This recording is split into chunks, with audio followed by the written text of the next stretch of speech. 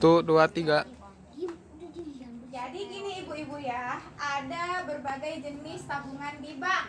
Yang ibu tahu tabungan apa aja? Ayo siapa? Nggak tahu. Nggak tahu? Aduh, ada yang tahu? Tabungan di bank bu apa aja? BRI, BRI, terus BNI, BNI, waduh, nanti apalagi? BKK.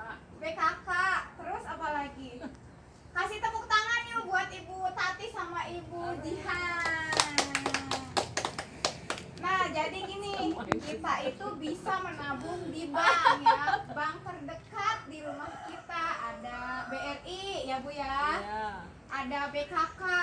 Terus kalau bantuan PKH lewat bank apa Bu? BNI. BNI, ya. Jadi menabung itu memang berat Bu, tapi harus disiplin, harus rutin menabung ya.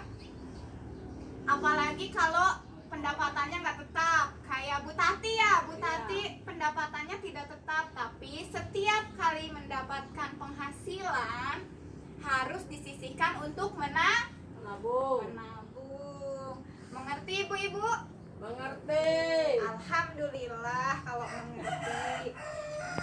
Jadi ada yang punya tabungan? Aku punya. Punya, alhamdulillah Bu Tati punya ya. Di mana Bu? Di TK. Oh, sama anaknya yang sekolah. Iya. Ada lagi kalau Bu Jihan punya tabungan, Bu Jihan? Punya. Punya. Oh iya. Nah, kenapa Ibu Tati milih tempatnya menabung di TK? Ada cucu yang sekolah. Oh, cucunya sekolah di situ, jadi Iya. ikut menabung di situ. Baiklah. Jadi gini, saya ada beberapa tempat untuk menabung, Bu. Kita lihat ya, di sini ada bank, koperasi, kelompok simpan pinjam, arisan, anak sekolah atau di rumah atau celengan. Sekarang gini, ada perbedaannya, Bu. Dari lokasi dulu ya. Kalau bank itu umumnya ada di pusat kecamatan, benar ya? Di kecamatan kita ada. Ada. Kalau koperasi ada. Ada. Kelompok simpan pinjam ada. Ada. Kalau arisan ibu-ibu ada. Ada. Ada. Anak sekolah kayak contoh Bu Tari tadi ada. Ada. Kalau celengan Ada. ada juga. Nah sekarang dilihat dari setoran yang harus disetor. Kalau di bank itu harus rutin nggak Bu? Rutin. Rutin. Bisa rutin, bisa tidak ya. Kecuali kalau punya setoran bank.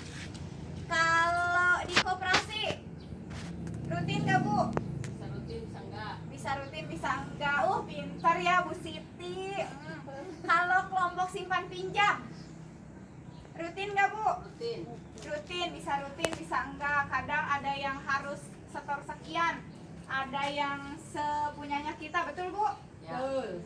Kalau arisan rutin nggak? Rutin. Rutin. Kalau anak sekolah biasanya rutin nggak?